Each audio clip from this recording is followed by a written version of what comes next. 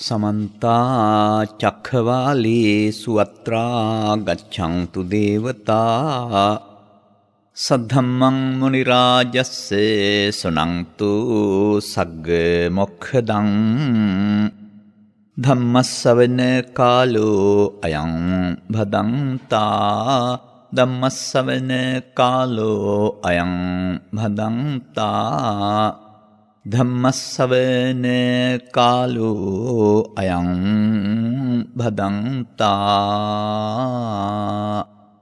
नमो तस्से भगवतो अरहतो सम्मा सम्बुद्धस्से नमो तस्से भगवतो अरहतो सम्मा सम्बुद्धस्से नमो तस्से भगवतो अरहतो सम्मा सम्बुद्धस्से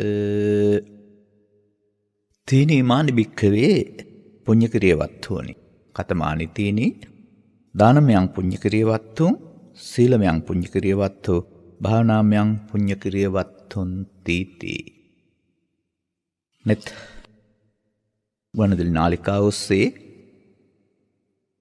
මෙම මොහොතේ ධර්මානුශාසනාවන් ශ්‍රවණය කරනු ලබන ලක්වාසී ලෝවාසී සදහැබර පින්වත්නි අද ධර්මානුශාසනාවෙහි සදහැබර දායකත්වයේ දරනු ලබන්නේ මේගමුව තුන්වන කුරණ කොළඹ පාර 843න් 8 ලිපිනෙහි පදිංචි එච්.කේ. දයානන්ද ගුණසේකර මහතා ඇතුළු පවුලේ සෑම දෙනා විසින් ඔබට මෙව ධර්ම දාණය දෙනු ලබන්නේ.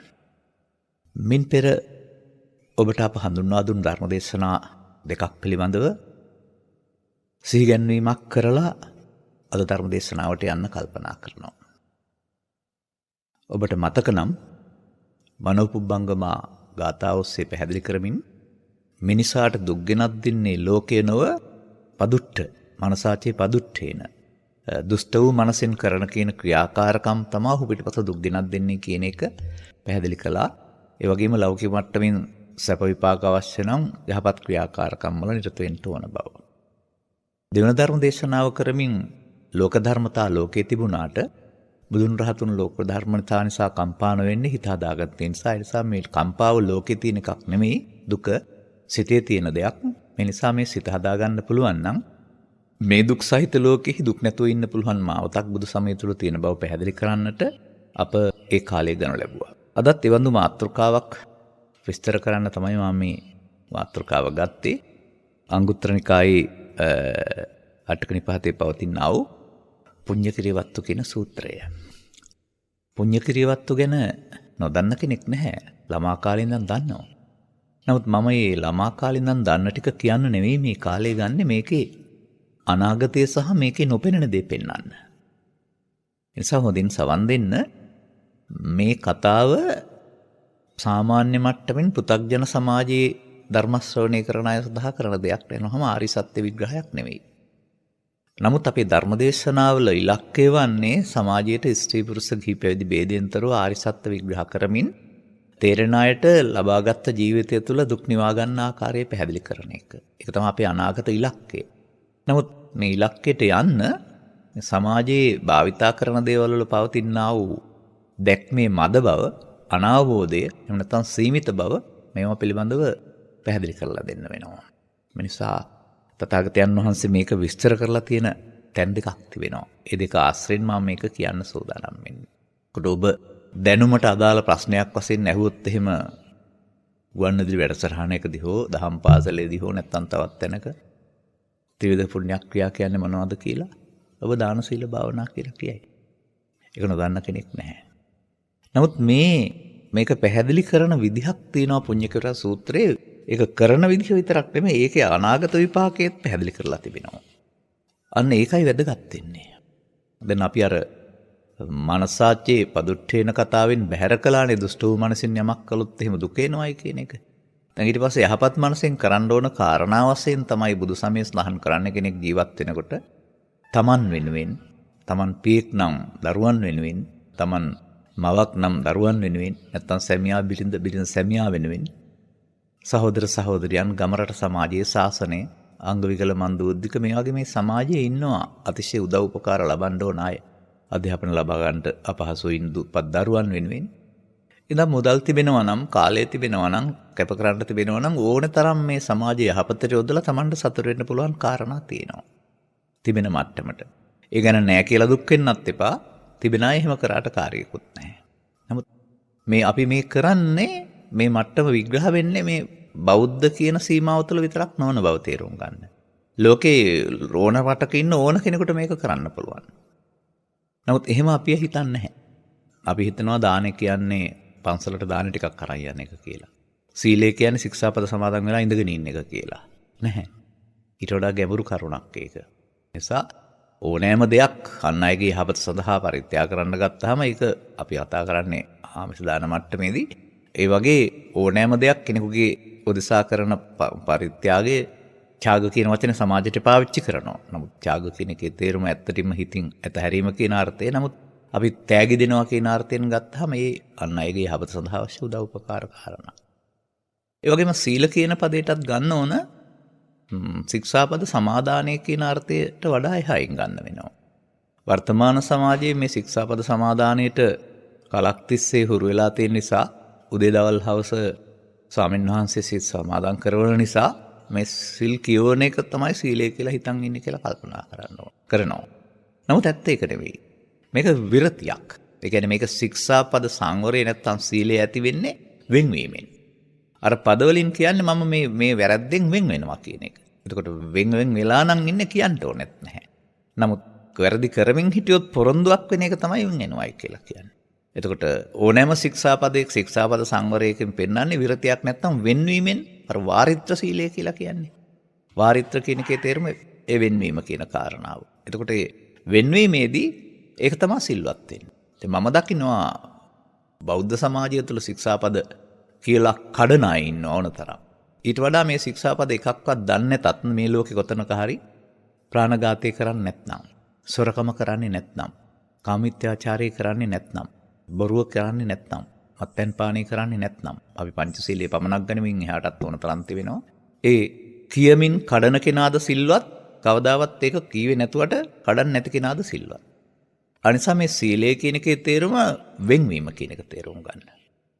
අන්න එතකොට තථාගතයන් වහන්සේ මේ ත්‍රිවිධ පුණ්‍යක්‍රියා විස්තර කිරීමේදී පියවර ගණනාවක් ඔස්සේ එහි විපාකේ පෙන්නනවා. අන්න දැන් මේ පෘථග්ජන සමාජයට යහපත් සසර ගමනක් අවශ්‍යයිනේ. පෘථග්ජන සමාජයට යහපත් සසර ගමනක් අවශ්‍යයි. යසවහත් සසර ගමනක යහපත් ස්වභාවය විග්‍රහ කරන්නා වූ මනාව සූත්‍රයක් තමයි මේක මේ. පුණ්‍යකටත් සූත්‍රය කියලා කියන්නේ. එතකොට ඒකේ පැහැදිලි කර වදාරනවා. අමතලා තියෙන එදානම් භික්ෂුන් වහන්සේලා සඳහා. නමුත් අපි මේක පොදු සමාජයේ කරුණක් සඳහා තමයි පැහැදිලි කරන්න ඕන. එතකොට උන්වහන්සේ වදාරනවා ඉදපන වික්කේ එකච්චෝ. ඒ කියන්නේ එකකින් කියන්නේ යම් එකච්චස්ස යම් කිසි කෙනෙක් ඕන කෙනෙක්. දානමේ පුඤ්ඤ කිරියවත්තු පරිත්තං කතං හෝති සීලමේ පුඤ්ඤ කිරියවත්තු පරිත්තං කතං හෝති භාවනා පුඤ්ඤ කිරියවත්තු නාභි සම්බෝති. ඔන්න මතක තියාගන්න. ඒකෙන් පෙන්වන්නේ යම් කිසි පුද්ගලයෙක් සොකී ජීවිත කාලය තුළ දානය සහ සීලය ඔය පරිත්තං කියන එකේ තේරුම අල්ප ප්‍රමාණයෙන්. ඒ වගේම භාවනාව පුණ්‍යක්‍රියාවක් වශයෙන් කරන්නේ නැහැ කියලා පෙන්වලා තිබෙනවා. නාභි සම්බෝති. ඒ නොකල කියලා ප්‍රශ්නයක් නැහැ කියලා පෙන්වනවා. එතනදී මේ විපාකයට සෝකායස බේදෝ පරම්මරණ. අන්න එහෙම දිගු කාලීනව මේ අඩු මට්ටමින් කරත් එහෙම මේ පුද්ගලයාට ජීවිත අවසානයේ මේ පිනෙන් පරලෝ යන්න ලැබුණොත් මේක අරමුණු නුනොත් එහෙම වෙන දෙයක් වෙන්න පුළුවන්. අර කය බිඳී සිදුවන මරණින් පසු මේ අඩු දානේ සහ අඩු සීලේ විපාක වාරය හමු වෙනවා. ඒකට හමු වෙන්නේ කොහොමද? පරම්මරණ මනුස්ස දෝබග්ගං uppajjati. මිනිසුන් අතර තමයි උපදින්නේ. නමුත් උපතින්ම දුර්භාග්‍ය සම්පන්න බවක් තිබෙනවා. එතකොට අපි අර ධර්මදේශනාවලදී කියන්නේ පින්වතුනි කියන වචනයක් මේ මනුස්ස ලෝකෙට ඇවිදින් ඉන්නවා නම් කවුරු හරි ඒ ඔක්කොම පින්වතුන්. ඒකේ අඩු පින, මධ්‍යම පින එහෙම කියලා බලපෑමක් තිබෙනවා. නමුත් අපි තේරුම් ගන්න ඕන කරුණක් තිබෙනවා. මෙතනදී මේකට අදාළ නැති තව දෙයක් මම කියලා ඉන්න කැමතියි. ඒ තමයි මේ පුඤ්ඤ කිරියවත්තු සූත්‍රයට එහා පැත්තේ තව එකක් තියෙනවානේ බුදුන් වහන්සේ වදාළ පාප කිරියවත්තු කියලා. අපි මේක අතෑරලාමයි මේ අද කතා කරන්නේ. කොට පාප කිරියවත්තු කළොත් එහෙම යම් කිසි පුද්ගලයෙක් සෝකායස්ස බේදෝ පරම්මරණ. අපිට කියන්න තිබෙන්නේ අපි කතා කරන්නේ ඒකට කය බිඳී සිදුවන මරණයෙන් පසු දුගතිගාමී වෙනවා කියලා. දුග්ගතින් uppajjati. එතකොට පාපය කියන්නේ ලෝභ දේශ මොහයන්ගේ එකතුව බහුල වීම, ප්‍රතිඵලයේ මරණින් එහා පැත්ත මනුස්සකම අහිමි වීම. අපි ඒක කතා නොකර ඉමු. අපි ඊට එහා පැත්තට දියුණුවන පාර නෙමෙයි යන්නේ. මේකෙත් මොනවද ලැබෙන්නේ කියන එක තේරුම් ගන්න වෙනවා. එතකොට දුර්භාග්‍ය සම්පන්න බව මනුස්සකම පිටුපසයි කියන්නේ මං හිතන්නේ උපතින්ම ලෙඩ තියෙන්න පුළුවන්, කෑම්බීම් ඇඳුම් පැළඳුම් අඩුව වෙන්න පුළුවන් වගේ පහසුකම් නැතිකම. නමුත් ඒකෙත් අඩුදානයේ සීලේ විපාකේ තමයි මනුස්සකම කියලා කියන්නේ එක පෙන්වලා තිබෙන්නේ. එනිසා අන්න මේ සංසාරයේ මිනිසුන් අතර ජීවත් වෙනකොට මිනිස් උත්පත්තියකට ඇවිදී තිබෙන්නේ ඉස්සර පෙර ජීවිතයක අඩු දානයේ සහ සීලේ විපාකයක් වශයෙන් කියන එක තේරුම් ගන්න ඕන. දෙවෙනි කාරණයකට යනකොට ඉදපන බික්කවේ කච්චෝ දානමය පුඤ්ඤ කිරියවත්තුම් මත්තසෝ කතං හෝති. සීලමය පුඤ්ඤ කිරියවත්තුම් මත්තසෝ කතං හෝති. භාවනාමය පුඤ්ඤ කිරියවත්තුම් නාභි සම්භෝති. යම්කිසි පුද්ගලයෙක් ජීවත් වෙනකොට සොකේ ජීවිතයේදී මේකට ස්ත්‍රී හෝ පුරුෂ ගිහි හෝ පැවිදි ප්‍රශ්නයක් නෙමෙයි මේ තියෙන්නේ. මධ්‍යම ප්‍රමාණයෙන් සොකීය දාන කටයුත්ත සහ සීලය ආරක්ෂා කරන්නේද? එතකොට ඔහුගේ මනස ඊට අනුව සකස් වෙනවා. ඒ මනෝපුබ්බංගමා කාරණාව අනුව ඊට පස්සේ ජීවිත අවසානයේට මේ මනසින් තමයි ඔහුට පරලෝ යන්න සිදු වෙන්නේ.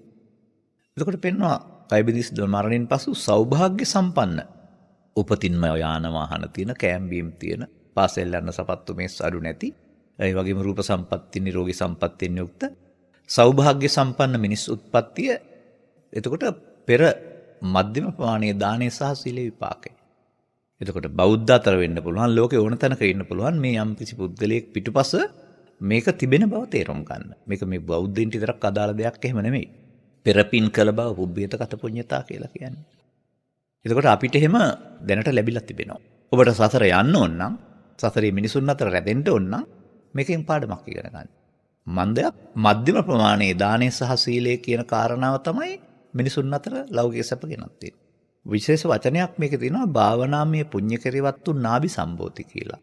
ඒ කියන්නේ භාවනාව කියන වචනයට අයිති පුණ්‍යක්‍රියාවක් තියෙනවා, ඒක කරලා නැහැ කියලා තියෙනවා. ඒක මෙතෙන්ට අදාළ නැහැ. ඒක අදාළ තැනක් තිබෙනවා, ඉදිරියට අපි පැහැදිලි කරන්න ඕන. එතකොට මේ කර්මඵල විපාක විශ්වාසය තුළ පින්කම් විපාකය දුර්භාග්‍ය සම්පන්න මිනිසා සඳහා සහ සෞභාග්‍ය සම්පන්න මිනිසා සඳහා අතීතයේ විපාකයක් වශයෙන් බලපාන ආකාරය. තුන්වෙනි කාරණයකට ගියාපුවම ඉදපෙන බික්කේ කච්චෝ තවත් පුද්ගලයෙක් මේ දානය සහ සීලය ඉහළ මට්ටමින් කරනවා. අදිමත්තං කතං හොති. සාමාන්‍යයෙන් ඔය වෛද්‍ය ප්‍රතිකාරවල එහෙම හදිසි රෝගීන් සඳහා අදිමාත්‍රයෙන් බෙහෙත් දෙනවා කියලා වචනයක් පාවිච්චි කරන්නේ. අන්න ඒක තමයි සිංහලට අරන් තියෙන අදිමාත්‍රයෙන් කියලා. ඉහළ මට්ටමින් දානයේ සීලේ රැකේ දෙනවාද? එතකොට ඔහුගේ මනස සකස් වෙන්නේ යනවා. සෝකායස බිදු පරම්මරණා. එබඳු පුද්ගලයින්ට මේ චේතනාව આવොත් ජීවිත අවසානයේ උත්පත්තියක් සඳහා දිව්‍ය සහවතං උප්පජ්ජති. දෙවියන් අතරට. අන දෙවියන් අතරට යන්නේ කවුද දැන්? දානය සහ සීලය ඉහළ මට්ටමින් කරන අය. දැන් මම දකින දෙයක් තියෙනවා. අපාගත වෙලා දුක් විඳින්න පාප ක්‍රියාවත්තුව. මිනිසුන් අතර දුර්භාග්‍ය සම්පන්න වෙන්නට මද වූ පුණ්‍යක් ක්‍රියා දාන සීල මද ප්‍රමාණය. මිනිසුන් අතර සෞභාග්‍ය සම්පන්න වෙන්නට මධ්‍යම ප්‍රමාණයේ දාන සීලය. දෙවියන් අතර උත්පත්ති ලබන්නට ඉහළ ප්‍රමාණයේ දාන සීලය. මේ කාම දුගතිය සහ කාම සුගතිය උත්පත්ති ලබන්නට භාවනාව වැදගත් වෙලා නැහැ. මතක තියාගන්න ඕන කාරණා අන්න එකයි. දැන් එතකොට මෙතන නමුත් මේ පුණ්‍ය කිරියවත්තු තුනක් තිබෙනවායි කියලා බුදුන් වහන්සේ සඳහන් කරලා මෙම සූත්‍රය තුල මේක විස්තර කරලා නැහැ. මේ භාවනාව පුණ්‍ය කිරියවත්තු කියන එක. ඒකත් මම ඉදිරියට පැහැදිලි කරන්න බලාපොරොත්තු වෙනවා. ඒ වගේම මේකේ විස්තර ගොඩක් තියෙන තැනක් තියෙනවා ඊට පස්සේ. මේ දාන සීල භාවනාවේ උපරිම මට්ටමින් කරපුවම අර දෙවියන් අතර ඔබහා තිබෙන්නා වූ චාතුර්මහා රාජික තාවතින්ස යාමතු හිත නිර්මාණ රති පරමේශ්වර කියනා වූ ස්ථාන 6ටම අදාළ තව ටිකක් ඊට එහායින් අතිරේකව කිරීම තුළ ඒ තැන්වල ඒකට සඳහන් කරන්නේ මේ දිව්‍ය ආයුෂයෙන්, දිව්‍ය වර්ණයෙන්, දිව්‍ය ශබ්දයෙන්, දිව්‍ය ගන්ධයෙන් අන් දෙවියන්ට වඩා එහෙමත් එකක් තියෙනවා. එතනත් දැන් ඔය අපි කතා කරන්නේ අල්පේසාක්‍ය මහේසාක්‍ය කියලා. යම් යම් අයට ඒ අඩු විපාක තියෙනවා නම් අර වඩාත් ඉහළ මට්ටමේ අය මහේසාක්‍ය දේවත්වය. දැන් එතකොට මොකද්ද මේ පැහැදිලි කරන්නේ?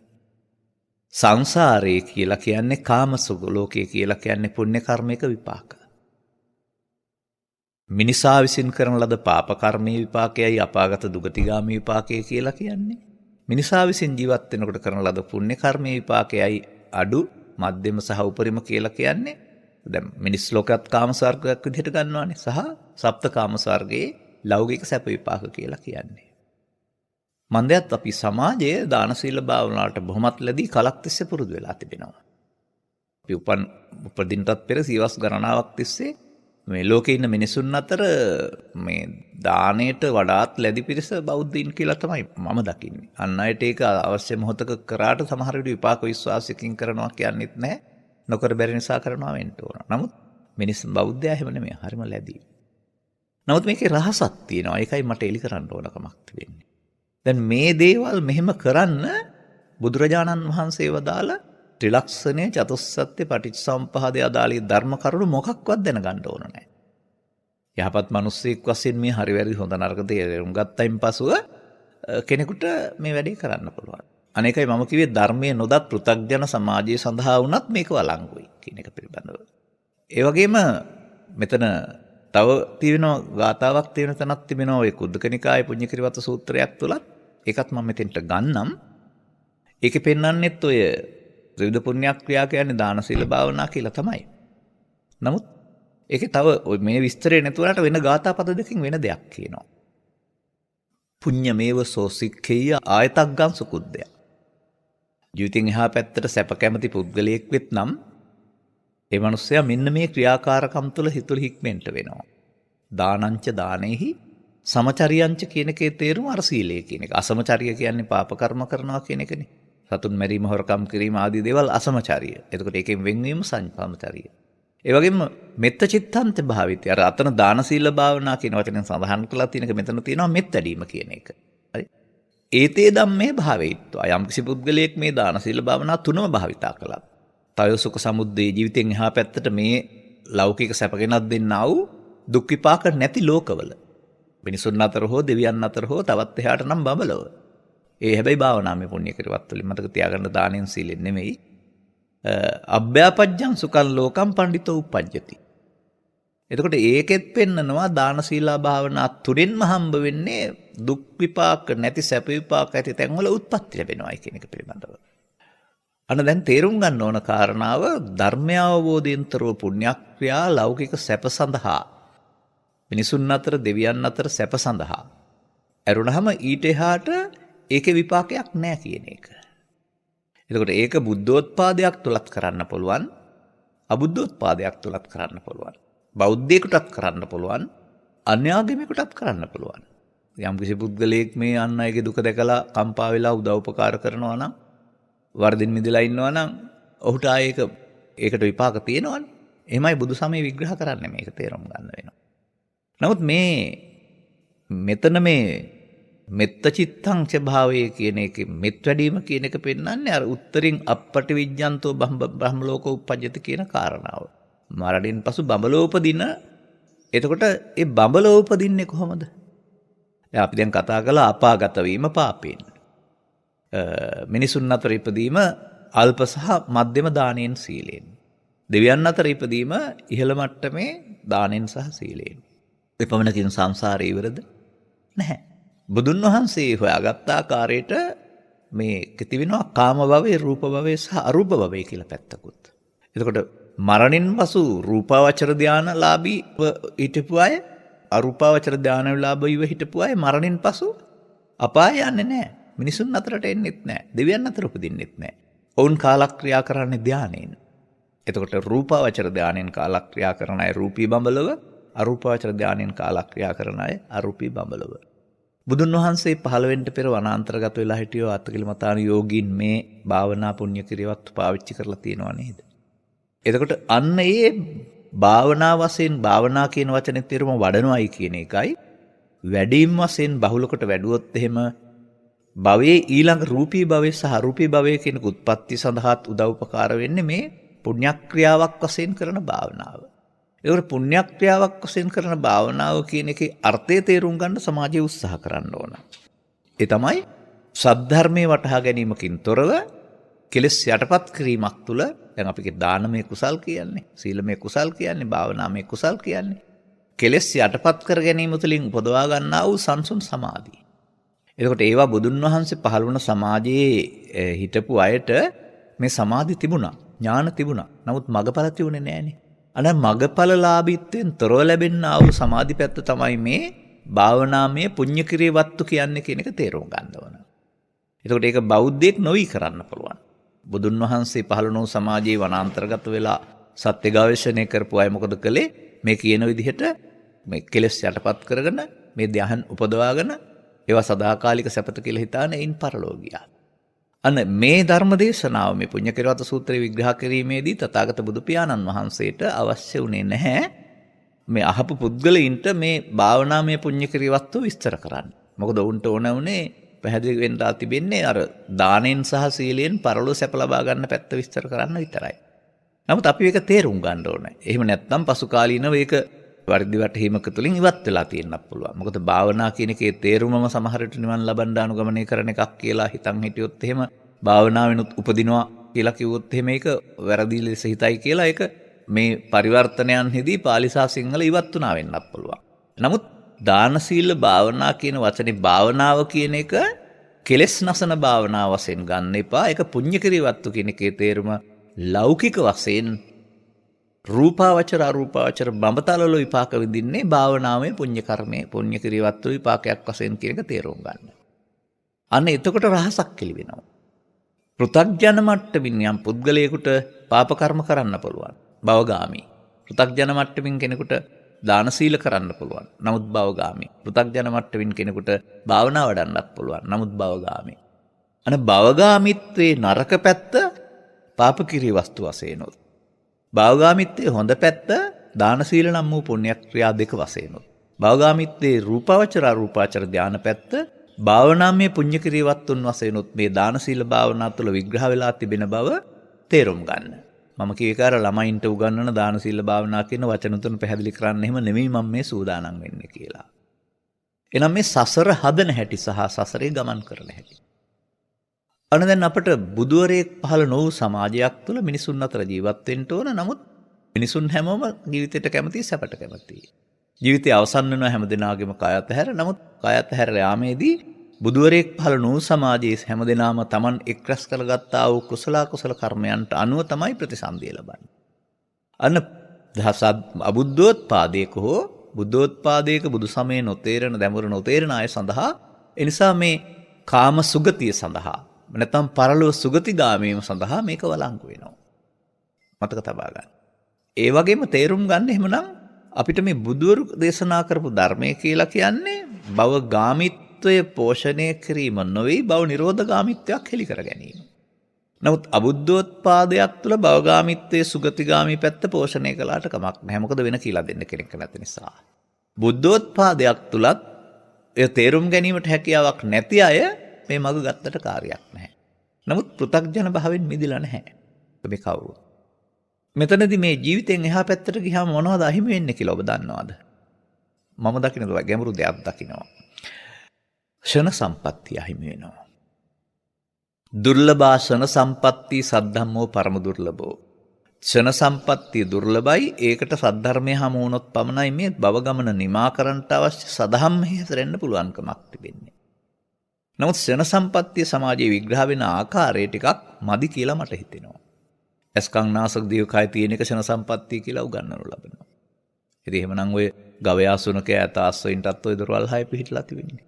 නමුත් මනුස්ස ප්‍රතිලාභය ලැබෙනහම මේක විස්තර කරන සූත්‍රයක් තියෙනවා කන කියලා. මෙන්න මේකේ පැහැදිලි කරනවා මේ බුදුන් වහන්සේ භික්ෂුන්ට ඔබට ඉඩ ලැබුණු විට අවශ්‍ය කටයුත්ත කරන්නට අවශ්‍ය ෂණයක් මේ ලැබිලා තියෙන්නේ. මේ ෂණය ඔබට පමණයි තියෙන්නේ කෙනෙක් විග්‍රහ කරලා තිබෙනවා. ඔබට කියන්නේ මිනිසාට පමණයි කියන්නේ. උන්වහන්සේකට උපමාවක් පැහැදිලි කරලා දාරනවා. උන්වහන්සේ දැකවා දාරයි කියලා සලායතන කියලා නිරයක්. සලායතන නිරය කියන එකේ තේරුම ඇහ කන නාසය දිවකය කියන දොරවල් හයෙන්ම පහළ වෙන දේවල් උදේට රැය වෙනතුරුම දුක් වෙන දේවල්. එතකොට ඒ හැම මොහොතකදීම දුකක් විඳිනවා ඇරුණාම ඒකෙන් ගැලවෙන්න මාර්ගයක් තේරුම් කරගන්න පුළුවන්කමක් එයාට නැහැ. ඒ වගේම සලායතන ස්වර්ගයක් දැකවා දාලායි කියලා තියෙනවා. එතකොට ඒකේ ඇසට කනට නාසයට හැම එකක්ම උපදින දේවල් ප්‍රසන්න කාරණා නිසා සැප විඳිනවා ඇරුණාම ඒකේ දුකක් තේරෙන්නේ නැහැ. මෙන්න මේ ගැඹුර තේරුම් ගන්න. අපාගත සත්වයාට දුක විඳිනවා ඇරුණාම ඒකට විඳින්න මාර්ගය තේරෙන්නේ නැහැ. කාමසුගතියේ ඉපදෙන දෙවියන්ට ඒ සැප විඳිනවා ඇරුණාම ඒක සැපක්නේ. ඒකේ දුකට හේතුව තේරෙන්නේ නැහනේ. එතකොට ඔවුන් ඒක නිවීම කියලා හිතන් ඉන්නේ. ඒ නිසා ඒ සැප විඳිනවා ඇරුණාම ඔවුන්ට ඒකින් ගැලවෙන්න මාර්ගයක් නැහැ. මේ නිසා අපාගත සත්වයාත් කන සම්පත්තිය නැහැ, දෙවියනොත් කන සම්පත්තිය නැහැ. මේ පවපින දෙකේ විපාකේ ලාභාලාභයේ දෙක අපට මුහුණ දෙන්න ලැබෙන්නේ කාටද අපට? එහෙනම් ඒ අන්නේ මුහුණ දීම තුලින් අර දෙවියන්ට හදන්න බැරි අපාගත සත්වයින්ට හදන්න තේරෙන්නේ නැති අර දුක දැකලා හේතුව දැකලා නැතිව තැන දැකලා මාර්ගය දකින්න අවශ්‍ය වාසනා ගුණය පිහිටන්නේ මිනිසුන්ට. මම ඒකයි ඇහුවේ අර ක්ෂණ සම්පත්තිය ඔබ ලබා නේද ඉන්නේ? බලන්නකෝ දුර්ලභංච manussත්තං ගාතාව අරගෙන manussාත්ම භාවයේ දුර්ලභයි කියලා කියනවා. ඒ වගේම ඒක බුද්ධෝත්පාදයක ලැබෙන එක ඊටත් වඩා දුර්ලභයි කියලා කියනවා. එහෙම ලබා ගත්තත් වෙනත් ආගම් වල සහ රටවල් වල ආයෙ වශයෙන් ගත්තාම මේ දසවස්තුක සම්මාදිට්ඨියවත් එන්නේ නැතුවම ඔවුන්ට කොහොමද ක්ෂණ සම්පත්තිය ලැබෙන්නේ? ක්ෂණ සම්පත්තිය කියන්නේ මේ දෙක සමතුලිත කරගෙන මේ දෙකේ නොසලී ඉන්නට දෙකේම තිබෙන්නා වූ දුක හේතුව නැති උතන බලන්න පුළුවන් හැකියාව. කොහොමද ඒක? තේරුම් ගන්න ඕන කාරණාවක් තිබෙනවා. බලන්න ලාභයේ සැප නැද්ද කියලා. ලාභය අහිමි වෙනකොට දුක එනවා නේද? අලාභයේම දුක නේද? සාමාන්‍යයෙන් පැහැදිලි කරලා තියෙන ගාතාවක තිබෙනවා ලෝකයේ ප්‍රියයන් සමගත් අප්‍රියයන් සමගත් එක් නොවන්න කියලා. ඒ එක් නොවන්න කියන එකේ තේරුම ප්‍රිය පුද්ගලයෝ කියන එක නෙමෙයි. ප්‍රියකොට යමක් ගන්න එපා, ප්‍රියක වෙන්වීමේදී දුක එනවා, අප්‍රියකොට යමක් ඇලෙන්න එපා, ඒකම දුකක් වෙනවා. අන්න එතකොට මේ අපාගත සත්වයාට මේකේ දුක දකින්න වාසනාව නැහැ, දුක විඳිනව ඇරුණාම. දෙවියන්ට දුක උපදින්නේ නැහැ, සැප තියෙනවා. ඒ නිසා ඔහු දුක දකින්න බැරි තැනක් දෙවියන් කියලා කියන්නේ. මේ සමාජයේ මෙහෙම නෙමෙයි මේවා විග්‍රහ කරන්නේ. ඒ නිසා මා නිදහසේ විග්‍රහ කරනවා මට තේරෙන දේවල් ඔබේ තේරුම් ගැනීම සඳහා. ඒ නිසා අපි මේ බුද්ධෝත්පාදයක මිනිසත් බව ලබාගෙන සදහම් හමුවීම නම් වූ ෂණ සම්පatti ඉක්මවා යන්නේක සසර ගමන කෙලවර කරන්නට, දුක් කෙලවර කරන්නට කැමැතිය සඳහා සුදුසුමාවතක් වශයෙන් මම දකින්නේ නැහැ. මට මෙහෙම ගාතාවක් මතක තියෙනවා. බුදුන් වහන්සේ පැහැදිලි කර වදාරපු තස්සීදං සම්මුඛී භූතං. යම් කිසි පුද්ගලයෙකුට මෙහිදී මුණ ගැහෙනවලු යම් ලෝකස්මින් සුදුල්ලබං. මේ ලෝකයේ අතිශය දුර්ලභ කරුණු දෙකක්. මොකද්ද? මනුස්ස ප්‍රතිලාභෝච. මනුස්ස ප්‍රතිලාභයයි සදහම් හමු වීමයි. ඒකට දුර්ලභ කරුණු දෙකක්. මේ දෙක හමු වුණොත් පමණක් තමා ගලවා ගැනීම සඳහා දුකින් මුදවා ගැනීම සඳහා උත්සාහ කිරීම සුදුසුයි කියලා පෙන්වන්නේ. අලං වායමිතුන් තත්ත. ඒක යම්කිසි පුද්ගලයෙක් නොසලකා හැරියොත් ඒ කණන්නාදි ගච්ඡanti අංශනේ කියන තැන ඔහු කෙනෙක්මවා ගිය කෙනෙක් වෙනවා. අන්න අපට සද්ධර්මයේ තේරුම් ගන්න තියෙන අවස්ථාව සද්ධර්මයේ තේරුම් ගන්නේ නැතුව දාන සීල භාවනා කියනා වූ පුණ්‍යක්‍රියා මත යැපෙන්න ගියොත් ඒ විපාකේ නැත්තේ නෑ මරණින් එහා පැත්තට. නමුත් අපට ක්ෂණ සම්පත්තිය අහිමි වෙනවනේ. ඔබ මේ දීර්ඝ සංසාරය පිළිබඳ කොහොමද හිතන්නේ? මෙලොවට පළවෙනි වතාවට පහළ වුණා කියලාද හිතන්නේ? ඔය සමහර ආගමික ග්‍රන්ථවල උගන්වන පරිදි අම්මා තාත්තා එකතු වෙලා දරුවෙක් හදනවා කියලා විතරද හිතන්නේ? අති දීර්ඝ සංසාර ගමනක ප්‍රතිඵලයක් අපට තිබෙන්නේ. මට මෑතදී හමු වුණ සහ පැරණි මේ මතකයන් මගේ ගොඩක් තියෙනවා ඔය පුනර්භව සංකල්පය පැහැදිලි කරන සාධක ඔස්සේ පුදුම හිතෙන දේවල් තියෙනවා. 99.9%ක්ම සත්‍ය වශයෙන් පැහැදිලි කරන්න පුළුවන් සාක්ෂි සහිත කරුණු. ඒවයි පෙන්නනවා අතීත ජීවිතයෙන් ගෙනාවා වූ රූප ලක්ෂණ. එහෙම නැත්නම් ලෙඩ, එහෙම නැත්නම් කැලැල් ආදී දේවල් වලට හේතු පවා පැහැදිලි කරන තැන් තිබෙනවා. නමුත් මේකේ විශේෂත්වය තමයි වයෝවෘද්ධ භාවයටපත් වෙලා පරලොස්පත් වෙනකොට මතකේ බැහැර වෙන බැවින් මේක කියන්න බෑ. ලෝකේ මොනම රටක හරි තාරුණ්‍ය හදිසියෙ මිය ගිය ඕන කෙනෙක් තමයි මේ ආගම් ભેදකින් තොරව ඊළඟ ජීවිතේ මේ අතීතය මතක් කරලා කියන්න පුළුවන්කමක් තිබෙනවා. මේක ලෝකේ පුරාද හොයමින් ඉන්න කාරණාවක්. නමුත් මේක හොයාගත්තයි කියලා වැඩක් වෙන්නේ නැහැ. පුනර්භවයේ සත්‍යයක් බවට සාතික වෙනව ඇරුණාම ඒක දැනගත්තයි කියලා මිනිස්සු දුකින් මිදෙන්නේ නැහැ. ඒ නිසා ඕනෑමට වඩා ඒක පස්සේ පන්නන්න ඕන නැහැ. අපි මේ ආපු ගමනේ ලබාගත් ජීවිතේ මේ කොහෙද ඉන්නේ බලන්න. මේ ඉන්නේ ථෙරවාදී බුදු සමයේ පවතින රටක. මේ ඉන්නේ තෙර පරපුර කටපාඩමින් දීගමජ්ජිම සංයුත්තාංගුත්තර වශයෙන් බාර අරගෙන කටපාඩමින් ಭಾರತය තුළ පවත්වාගෙන ඇවිදින් අනතුරුව ලංකාවේ භානක පරම්පරාව වශයෙන් පවත්වාගෙන ඇවිදින් අනතුරුව කටපාඩමින් පවත්වාගැනීමේ අනතුරුදායක බව දැක ග්‍රන්ථ රුඩ කරන ලද ග්‍රන්ථයන් පිටපත් වශයෙන් රැකගනිමින් 2700 වසරක් තිස්සේම තථාගත දේශනාව රැකගත්ත රටක් තුල ඉන්නේ. මේ දේශනා සංඛ්‍යාව වෙනත් ආගමිකවල සමහරට ග්‍රන්ථ එකයි. මොකද ඔවුන්ට වැඩි කල දේශනා කරන්න හම්බුනේ නැහැ. නමුත් තථාගතයන් වහන්සේ අවුරුදු 35 සිට 80 දක්වාම දේශනා කළා. ඒ වගේම උන්වහන්සේගේ ශ්‍රාවකයෝ දේශනා කළා. මේ භාෂිත 18000ක් පමණ ප්‍රමාණයක් තිබෙනවා. අපිට විශාල පොත් සංඛ්‍යාවක් තිබෙනවා. මේවායේ පෙන්වන්නේ ඔක්කොම දේවල්. පවෙන් අපායන් හැටි විතරක් පෙන්වලා නවත්තන්නේ නැහැ. පිනෙන් අඩු පිනෙන් මිනිසුන් අතර උපදින හැටි විතරක් පෙන්වලා නවත්තන්නේ නැහැ.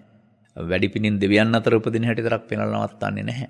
ඒ වගේම භාවනාමය පුණ්‍ය ක්‍රියාවත් වලින් බඹලෝ යන හැටි පමණක් පෙන්වන්නේ නැහැ. ඒ මොනවා පෙන්වුවත් ඒ වාදී සෝවාන් ආදී මාර්ගඵල නෑ නේද? අන්න මේ සෝවාන් ආදී මාර්ගඵල පිළිවිලින් ප්‍රත්‍යක්ෂ කටයුතු නිර්වාණය සාක්ෂාත් කර ගැනීම සඳහා මේ දාන සීල භාවනා පුණ්‍ය ක්‍රියා ඉක්මවා යන තවත් දෙයක් මේ ත්‍රිපිටකය තුල තිබෙනවා කියන එක පැහැදිලි කරන්නටයි මට ඕනකම තියෙන්නේ. අරවා එකක්වත් එපා කියන්න හෝ වළක්වන්න නෙවෙයි. අපද එහෙමයි. අපට ලැබෙන කාලයෙන් ධනෙන් සමෙන් අපි අවශ්‍ය අයගේ හැකි ආකාරයට දුක තුනීකරන්නට උදව් කරනවා. ඒ මොන දුකද? සමාජගත දුක. නමුත් සමාජගත දුක තුනීකරන්න බෞද්ධයෙක් වෙන්න ඕනේ නැහැ. ලෝකේ ඉන්න ඕනෑම පාලකයෙකුට, නායකයෙකුට, මුදල් හදල් තියෙන කෙනෙකුට, ධනවතෙකුට පුළුවන්. කුමක්ද සමාජගත දුක කියලා කියන්නේ? ජලය, විදුලිය, දුරකථන, මහා මාර්ග, නිවාස, ආහාර, බේත් නැතිකම. මම පිළෙනවානේ යම් අය. ඉතින් ඒ නැතිකම දුකක් නෙමෙයිද? දලිද්දියම් බික්කුවේ දුක්ඛං ගිහිනෝ කාමභෝගීනෝ. කාමභෝගියාට දලිද්දිලි දුකම දුකක් කියලා තියෙනවා. නිසා ඉබඳු දේවල් ඇති අය ඒ යුගයේදී අන් අයගේ මේ දුක තුනී කිරීම සඳහා කටයුතු කරන එක සත්පුරුෂ ධර්මයක්, මනුස්ස ධර්මයක්.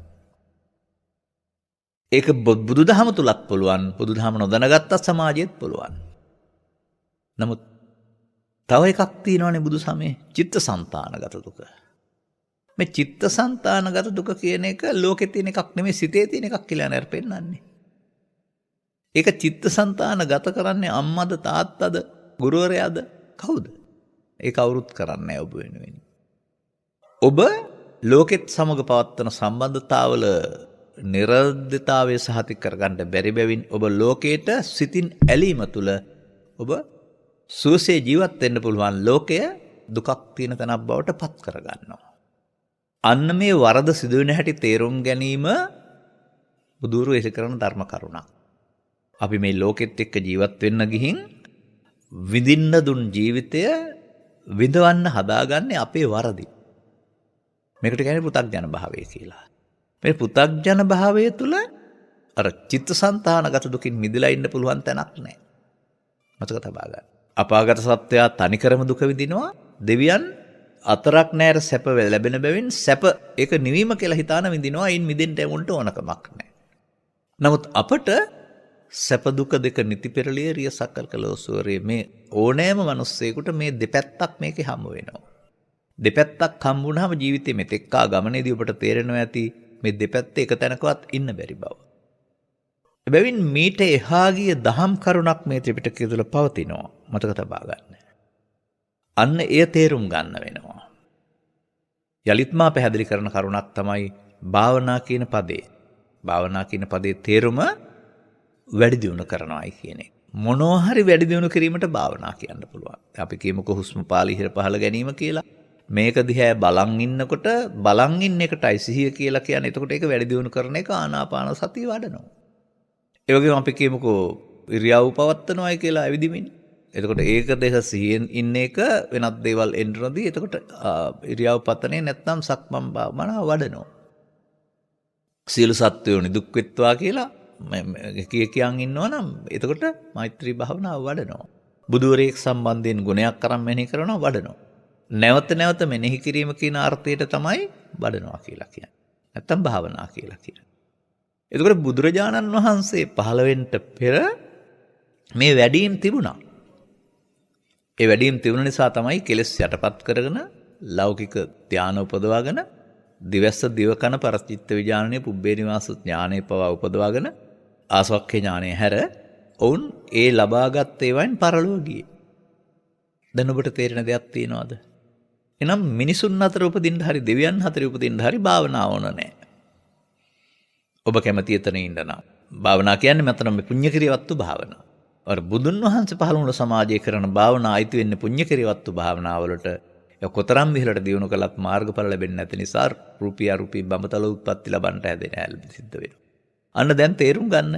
පවෙන් උපත අපාගත වීම, පිනෙන් අඩු පිනෙන් උපත මිනිසුන් අතර, මධ්‍යම පිනෙන් උපතත් මිනිසුන් අතර, ඉහළ පිනෙන් උපත දෙවියන් අතර, භාවනාවෙන් උපත රූපී අරූපී බඹතලවල. දැන් පැහැදිලිද දාන සීල භාවනා කියන්නේ සංසාරයේ පිළිබඳ විග්‍රහයක් කියලා? දැන් මේක පවත්තන්ටද බුදුරු පහළ වුණේ? නැත්නම් මීට වඩා දෙයක් දේශනා කරන්නටද? සතතාගතෝ භව නිරෝධාය ධම්මං දේශේති. තථාගත බුදුවරු භව නිරෝධය පිණිස ධර්ම දේශනා කරනවා. දැන් අපි මේ කතා කළා වූ දාන සීල භාවනා භවගාමී නේද? ඒකේ භව නිරෝධ ගාමී ප්‍රතිපදාවක් නෑ නේද? අන්න ඔබට මේක තේරෙනවා නම් මේ ක්‍රියාකලාපයන්ගෙන් බැහැර වෙන්න එපා. යහපත් ක්‍රියාකලාපයන්ගෙන් කිසිවෙක් බැහැර වෙන්න එපා. ඒක ලෝකෙට අවශ්‍යයි. ඒ වගේම අපේ අහිංසක සතුට සඳහා. ඒ කියන්නේ බදු සහන ලබා ගන්න බලාපොරොත්තුෙන් හරි ප්‍රචාරයක් දෙන බලාපොරොත්තුෙන් හරි නෙවෙයි අපිට හදවතින් සතුට වෙන්න පුළුවන් නම් කෙනෙකුට දව්වක් උපකාරයක් කරලා ඒක ජීවිතයට අදාළ වෙනවා. සන්තුට්ටි පරමන්දනං. එහෙම නැත්නම් අර මනෝපුබ්බංගමා ධම්මා කතාවේ මම පෙන්වුවේ අර යහපත් මනසින් කරන ඒවාට සැප විපාක එනවායි කියන එක. එතකොට ඒ පෙන්වන්නේ සැප විපාක එනවායි කියන එක කර්ම විපාකයක් වශයෙන්. කර්ම විපාක කියම පව් කියන වචනේ ගන්න එපා. පාප කර්ම විපාකයක් කර්ම විපාක, පුණ්‍ය කර්ම විපාකයක් කර්ම විපාක, ධාන කර්ම විපාකත් කර්ම විපාක. එතකොට පුණ්‍ය කර්මයේ විපාක සැප විපාක වශයෙන් මිනිසුන් අතර දෙවියන් අතර, ධාන කර්මයේ සැප විපාක බඹලව විපාක. දැන් සංසාරේ නම් වූ මේක කර්ම විපාක වටයක් නැත්නම් චක්‍රයක් නේද? කෝකෙන්ද මිදෙන්න පුළුවන්? පාපය උපාදානය කරගෙන මිදෙන්න පුළුවන්ද සතරෙන්? පින උපාදානය කරන සතරෙන් මිදෙන්න පුළුවන්ද? විපාක හැප හොඳ වුණත්. ධාන උපාදානය කරන සතරෙන් මිදෙන්න පුළුවන්ද? මා දකිනවා මෙහෙම. උපාදානස්සකෝ අහං වච්ච උත්පත්තිම් පඤ්ඤාපේමි නොඅනුපාදානස්ස. වච්චගොත්ත පිරිවැජියේ මම මේ සත්‍යයට උත්පත්ති පනවනු ලබන්නේ උපාදාන සහිත කොටගෙන. බුදු සමය කියන්නේ උපාදාන සහිත කොටගෙන සසරේ ඇවිදින ආකාරය විග්‍රහ කරලා ලබාගත් ජීවිතය තුළ උපාදානෙන් මිදෙන මගක් කියලා දෙන එක කියලා ඔබට තේරුම් ගන්න පුළුවන් නේද? අන්න අපි ආපු සමාජය තුළ මේ සියවස් 7ක් 8ක් තුළ ආපු සමාජය තුළ යම් හේතුවක් නිසා මේ උපාදානෙන් මිදෙන මග යටපත් වුණා. ඒකට කියනවා සද්ධර්මයේ අන්තර්ධාන වීම කියලා. අනතුරුව උත්සාහ කරපු අය කරපු දානීය සීලය සහ භාවනාව පුණ්‍ය කිරිවත්තු භාවනාව. පුණ්‍ය කිරිවත්තු භාවනාවලින් දානෙන් සීයෙන් මගඵල ලැබෙන්නේ නැහැ. ඔවුන් උත්සාහ කරලා මගඵල ලැබෙන්නේ නැතුවම ගෞතම සාසනය තුළ මගඵල අධිගමේ ඉවරයි කියලා වැරදි තීරණයක් ගත්තා. අරන් සීලම දෙනාට අනාගත බුදුන් වහන්සේ දකින්න දාන සීල භාවනාවලිය දෙන්න කියලා ත්‍රිවිධ පුණ්‍යක්‍රියා ඉගන්වුව ඇරුණාම අර පුණ්‍යක්‍රියාවක් නොවන භාවනාවක් මේකේ තිබෙන බව පැහැදිලි කරගන්න බැරි වුණා. එපමණක් නෙමෙයි අනතුරු පෘතුගීසි ලාන්දේසි ඉංග්‍රීසියෙන් පැවිණ තවදුරටත් මේකට හානි කරමින් අපේ බෞද්ධයෝ හොඳ බෞද්ධයෝ නරක බෞද්ධයෝ වටපත් කළා ඇරුණාම අපිට මේ සිවස් 7ක් 8ක් තුළ මේ බුදුර හෙලි කළ සත්‍ය සමාජයට හෙලි කරගෙන ජීවිතේ විඳින්න පුළුවන් තැනට ගෙන්න බැරි වුණා. වත්මන් සමාජයේ මම දකින මේ දාන සීල භාවනා නිවන් මඟ කියන දර්ශනය. දාන සීල භාවනා අනාගත බුදුන් වහන්සේගේ නිවන් මඟ ශාසනයේ නිවන් මඟ වෙන්න පුළුවෙනි. මොකද පාපයෙන් පරලෝ යාම සිදු වෙන්නේ නැහැ. එතකොට මිනිසුන් අතර හෝ දෙවියන් අතර බමුණන් අතරනේ. එතකොට එහෙම ගියාම අහම්බෙන් හරි බුද්ධෝත්පාදයක එතෙන්ට අහම්බෙන් කියන්න බෑ කොහොම හම්බ වෙයිද කියලා. නමුත් ඒක අන්න එහෙම මේ අපාගත වීමෙන් වැළැක්වීම සඳහා සහ අනාගත බුදුවරයෙක් හමු වීම සඳහා ඉලක්ක කළා වූ එකක් තමයි මේ තියෙන්නේ. නමුත් මේ අපේ බුදුන් වහන්සේ ලෝට පහළ වී දේශනා කර ධර්මයේ සුරක්ෂිත කළ ග්‍රන්ථාරූඪ කළ ඒවා පවතින ඒවා ගෙනාවා වූ භික්ෂු පරපතක් පවතින රටක අනාගත බුදුවරයෙක් ළඟට ගිහින් සසර ඇවිදින භාවනාව වෙනුවට සසරෙන් මිදෙන භාවනාව මොකක්ද ගෞතම බුදුන් වහන්සේ කියලා අහන්න සිහිනමවනවට වඩා මේ පෙන්වන විස්තර ඔස්සේ ගියාපුවම තවත් භාවනාවක් තිබෙනවා නේද? මේ සසර ඇවිදින්න කරන්න එක කර්ම. එතකොට බලන්න පාප කර්මත් කර්ම, පුණ්‍ය කර්මත් කර්ම, ධාන කර්මත් කර්ම. අපි කර්ම විපාක වලට සසරට ඇලිලා බව තේරුම් ගන්න පුළුවන්ද ඔබට? එතකොට තවත් දෙයක් මට කියන්න තියෙනවා මෙතන. මේක මම ඉදිරියේදී පැහැදිලි කරන අදහසින් තමයි දැනට කෙටියෙන් කියන්නේ.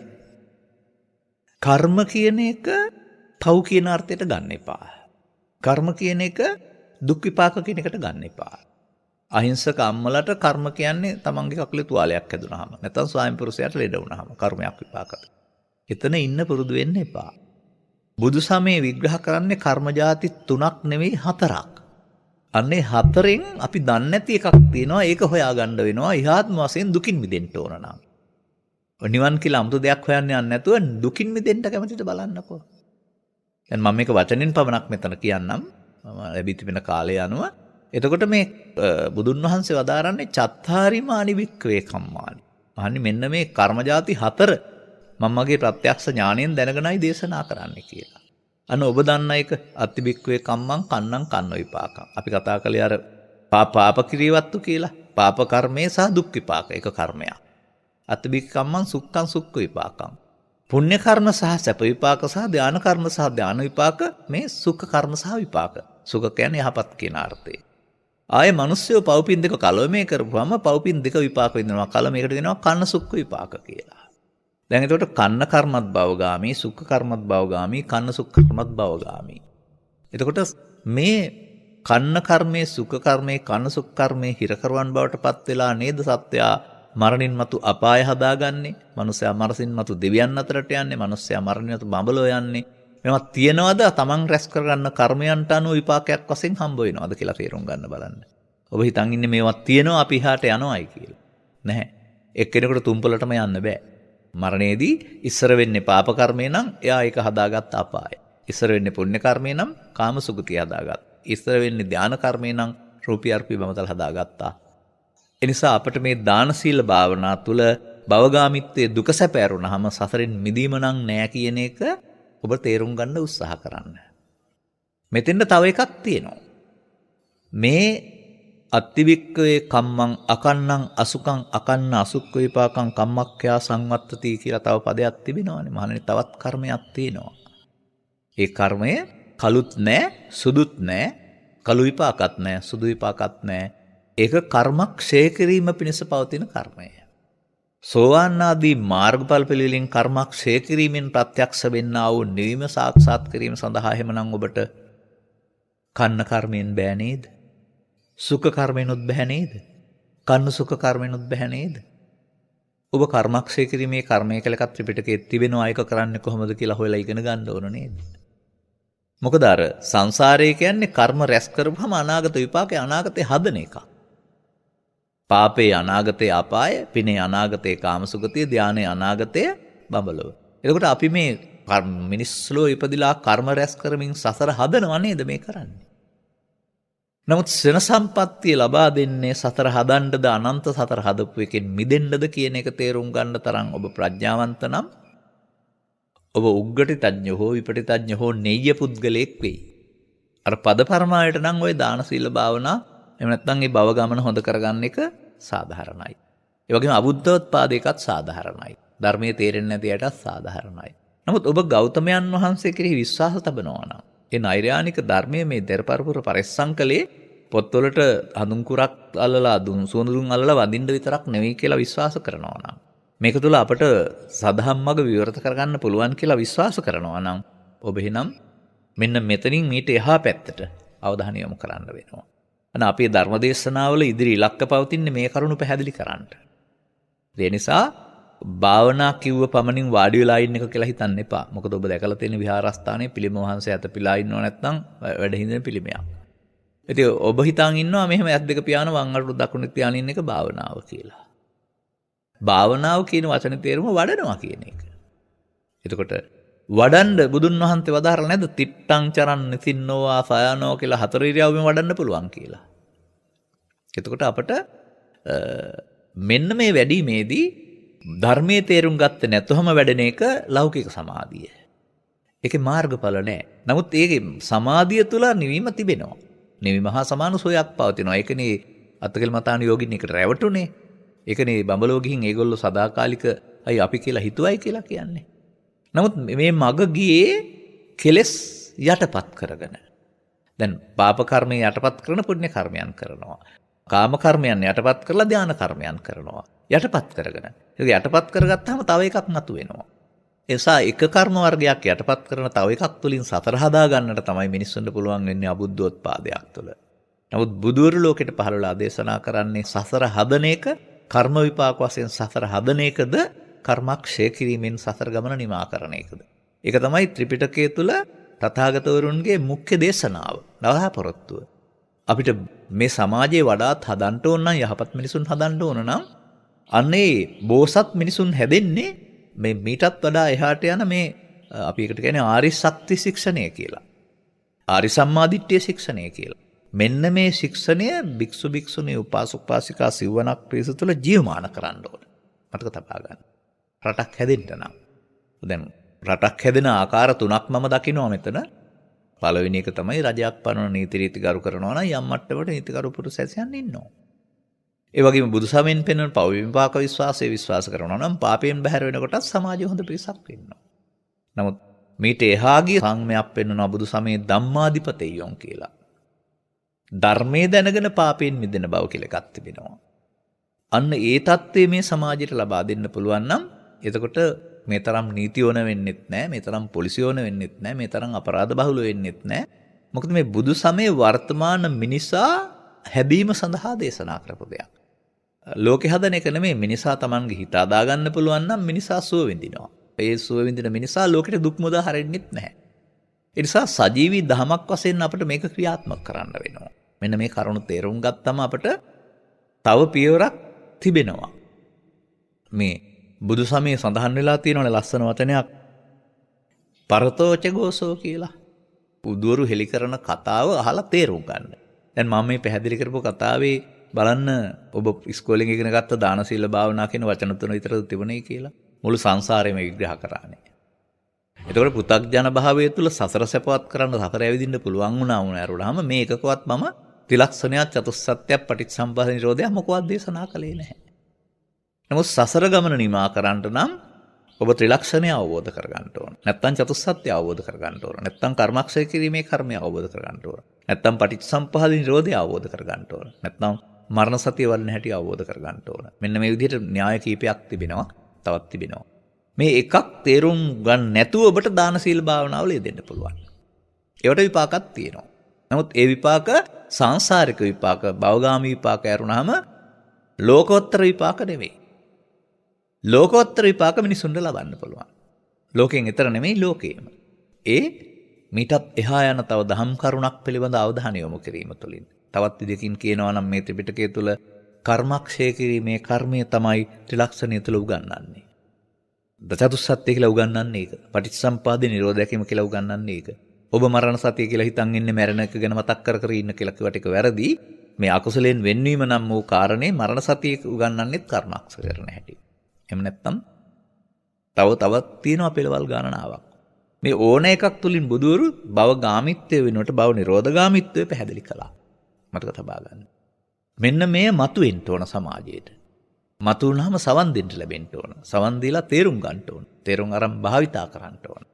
අනේ එතකොට ගමක් පාසා, ගයක් පාසා, නගරයක් පාසා තමා ධර්මයේ සරණින් ශික්ෂණයටපත් කරගන්නා වූ සත්පුරුෂ මිනිසුන් හැදෙන්න ගන්නවා. මෙන්න මේ තමයි ධර්මදේශකින් වහන්සේලාගේ කාර්යභාරය. මේ තමයි සත්පුරුෂ රටක් බලාපොරොත්තු වෙන්නා වූ මාධ්‍යික කාර්යභාරය. මේ තමයි දැහැමි රටක් හදන්න ඕන නම් රාජ්‍ය පාලකයින් සතු ඊට ලබා දී යුතු සුරක්ෂිත භාවය ලබා දීම සඳහා අවශ්‍ය කාර්යභාරය. ඔවුන්ට ඒක තේරෙන්නේ නැහැ. ඔවුන් නීතියෙන් හදන්න හදාවි. නමුත් මේ බුදුවරුන්ට ධර්මයේ දේශනා කරගෙන යන්න රජුරෝ බාධා කළේ නැහනේ. අනුග්‍රහ ලබා දුන්නා. ඒ විදිහ මිනිසුන්ගේ හිත හදා, මිනිසුන් ක්ලේශයන්ගෙන් මුදා සත්පුරුෂ සමාජයක් හදන එකක් බුදු සමය කියලා කියන්නේ. ඒකට මොනම බාධාවක්වත් තියෙන්න අවශ්‍ය නැහැ. ඒක තියෙන්න ඕන හැමදාම කවද්ද? වර්තමාන සමාජයේ. එබැවින් අපි එකතු වී වර්තමාන සමාජයේ අපරාධව කරලා දාලා මීට වඩා සත්පුරුෂ මිනිසුන් ජීවත් වෙන්න. මේ ලෞකික සුව වෙනුවට ලෝකෝත්තර සුව විඳින්න පුළුවන් මිනිසුන් ජීවත් වෙන සමාජයක් හදන්න අපි මේ සදහම් කරුණු පැහැදිලි කරගන්න උත්සාහ කරමු. ඔබට මේ කරුණු මනවින් පැහැදිලි වේවායි කියන සුභාශිංසනයේ ප්‍රාර්ථනා කරමින් මම මෙම ධර්මානුශාසනාව මෙතකින් අවසන් කරනු ලබනවා. අද ධර්මානුශාසනාවෙහි සදහැවර අනුග්‍රහක දායකත්වයේ දරුවේ මේගමුව තුන්වන කුරණ කොළඹ පාර 843න් 8 ලිපිනෙහි පදිංචි එච්.කේ. දයානන්ද ගුණසේකර මහතා ඇතුළු පවුලේ සෑම දෙනා විසින්. ඔවුන්ගේ බලාපොරොත්තු අතර එච්.කේ. එරෝෂිනී දීපිකා ගුණසේකර මෙනෙවි යන දයාබර දියණිය 2012 ජනවාරි මාස 26 වන දින අපාතරින් වියෝ වී අදට වසර 10ක් පිරීම නිමිත්තෙන් පින් පැමිණවීම. ගුණසේකර මහත්මයාගේ දයාබර පියාණන් හා මෑණියන් වන එච්.කේ. ඩේවිඩ්සන් ගුණසේකර මහතා හා කරුණාවති ගුණසේකර මහත්මියට පින් පැමිණවීම. ගුණසේකර මහත්මියගේ දයාබර පියාණන් හා මෑණියන් වන ජී.කේ. පුණ්‍යදාස මහතා හා ජී.කේ. ප්‍රේමාවති මහත්මියට පින් පැමිණවීම.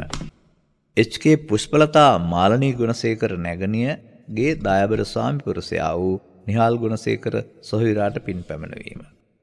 අමිර රාණසිංහ බෑණනුවන්ගේ දයාබර මෑණියන් වන රංජනී චන්ද්‍රා කලන්සූරිය මහත්මියට පින් පැමිණවීම. නමින් මිය පරලෝකීය සියලුම ඥාතිහිත මිත්‍රාදීන්ට පින් පැමිණවීම. රට වෙනුවෙන් දීපදූ සියලුම රණවිරුවන්ට සහ ලෝපුරා කොරෝනා සංගීත ජීවිත අහිමි වූ සියලු දෙනාට පින් පැමිණීම කියන අදහස ඔවුන් තුළ පවතිනවා. ඔවුන්ගේ අදහස ප්‍රාර්ථනා අතර නිරෝගී සුවය සහ චිරජීවනයේ ප්‍රාර්ථනා කරන්නට කල්පනා කරනු ලබනවා. ගුණසේකර මහතාට හා චන්ද්‍රා ගුණසේකර මහත්මියට, ඉනෝකා රණසිංහ දියණියට, ක්‍රියානතරකින් පසුව දැනට අසනීපෙන් පසුවන අමිල රණසිංහ බෑණනුවන්ට, ඒ වගේම ගයින්දු ගිත්සර රණසිංහ මුණුබුරාට අවුරුදු 2යි මාස 4ක් වයස ඇති. ඒ වගේම අශෝකා ගුණසේකර හා සීතා ගුණසේකර හා ඔවුන්ගේ දරුවන් හා මුණුබුරු මිනිමිරියන්ට සහ මාලනී පුෂ්පලතා ගුණසේකර සහ ඇගේ දරුවන් සහ මුණුබුරන්ට මෙසේ ඔවුන් මේ ධර්මදේශනාව සඳහා මූල්‍ය දායකත්වය දරීම තුළින් පරලොස්සිපත් ඥාති වර්ගයා ගෞරවයෙන් සිහිපත් කරන්නටත් අවශ්‍ය නම් පින් අනුමෝදන් කරන්නටත් ඒ වගේම සෙත්පතන්ටත් බලාපොරොත්තු වෙනවා. ධර්මදේශනාව සඳහා මූල්‍ය දක්වතරා ධර්මදේශනාව කරවා ගැනීමෙන් ධර්ම දානයක් ලෝට දීමෙන් ජනිත කරගත්තා වූ ආනිසංසයන් මත පිහිටා ඔබ ඉහතින් සඳහන් කළා වූ ඥාති වර්ගයා හැමදෙනාම ගෞරවයෙන් සිහිපත් කරන්න. ගෞරවයෙන් සිහිපත් කිරීම ගුණානුස්මරණයක්. ත්‍රිපිටකය තුළ සඳහන් වෙන්නේ නැහැ මේගී සියලුම දෙනාටම පින් දෙන්න පුළුවන් කියලා. පින් දෙන්න පුළුවන් කොටසක් ඉන්නවා. ඒ පිළිබඳව අපේ ධර්ම දේශනාවල ඉදිරියේදී පැහැදිලි කරાવી. අපි නමුත් පින් බලාපොරොත්තු වෙන ඥාතිවරයෙක් වෙත්නම් ඔබ ඒ හැමදෙනා පින් අනුමෝදන් කරන ජීවිතය සුවපත් කරගනිත්වා.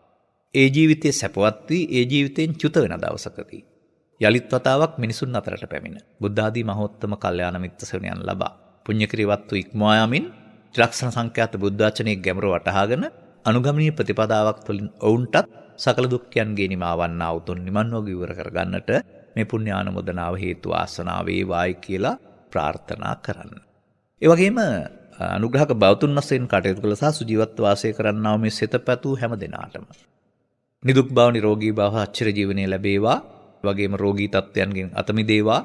දරුවන්ගේ අනාගත බලාපොරොත්තු අධ්‍යාපන කටයුතු සාර්ථක වේවා. පාප මිත්‍රාදී සේවනයන්ගෙන් වෙන් වේවා. උදාදී මහෝත්තම කල්යාණ මිත්‍ර සේවනයන් ලැබේවා. ඔබටත් ජීවිතය තුළ ෂණ සම්පත්තිලාභියෙක් බවට පත්වීමට අවශ්‍ය ත්‍රිලක්ෂණ සංඛ්‍යාත බුද්ධ වචනේ ගැඹුරු තේරුම් ගන්නට අවශ්‍ය කල්යාණ මිත්‍ර සේවනය ලැබී ඉහාත්ම වශයෙන්ම ලෞකික අභිවෘද්ධිය සමග ලෝකෝත්තර අභිවෘද්ධිය සපුරා ගන්නා වූ මංපෙත් පියවර කර ගන්නටත් මෙව ධර්ම දානමේ පුණ්‍ය කර්මය සහ ධර්ම ශ්‍රවණයේ හේතු ආසනාව වේවායි කියලා සාදු කියලා ප්‍රාර්ථනා කරගන්න.